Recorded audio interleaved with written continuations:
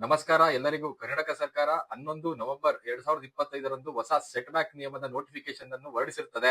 Set back ಅಂದರೆ ನಿಮ್ಮ ಕಟ್ಟಡದ ಅಂಚಿನಿಂದ ನಿಮ್ಮ ನಿವೇಶನದ ಗಡಿಗೆ ಇರುವ ಅಂತರವನ್ನು ಸೆಟ್ ಬ್ಯಾಕ್ ಎಂದು ಕರೆಯುತ್ತಾರೆ.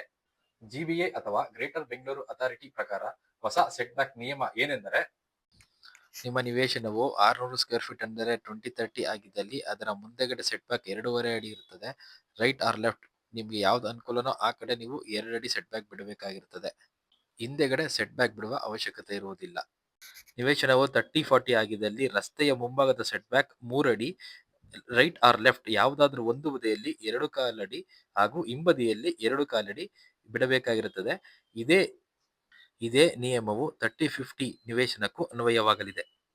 40/60 ನಿವೇಶನ ಆಗಿದ್ದಲ್ಲಿ ರಸ್ತೆಯ ಮುಂಬದಿಯ ಸೆಟ್ ಬ್ಯಾಕ್ 7 ಅಡಿಗಳು ಹಾಗೂ ರೈಟ್ ಆರ್ ಲೆಫ್ಟ್ ಎರಡೂ ಬದಿಯಲ್ಲಿ 3.25 ಅಡಿ ಹಾಗೂ ಹಿಂಬದಿಯಲ್ಲಿ 4.25 ಅಡಿ ಸೆಟ್ ಬ್ಯಾಕ್ ಬಿಡಬೇಕಾಗಿರುತ್ತದೆ. ಜಿಬಿಎ, ಬಿಡಿಎ ಮತ್ತು ಕೆಐಎಡಿಬಿ ಸ್ಯಾಂಕ್ಷನ್ ಪ್ಲಾನ್ಗಾಗಿ ಈ ಕೆಳಕಂಡ ನಂಬರ್ ಅನ್ನು ಸಂಪರ್ಕಿಸಿ. ವಂದನೆಗಳು.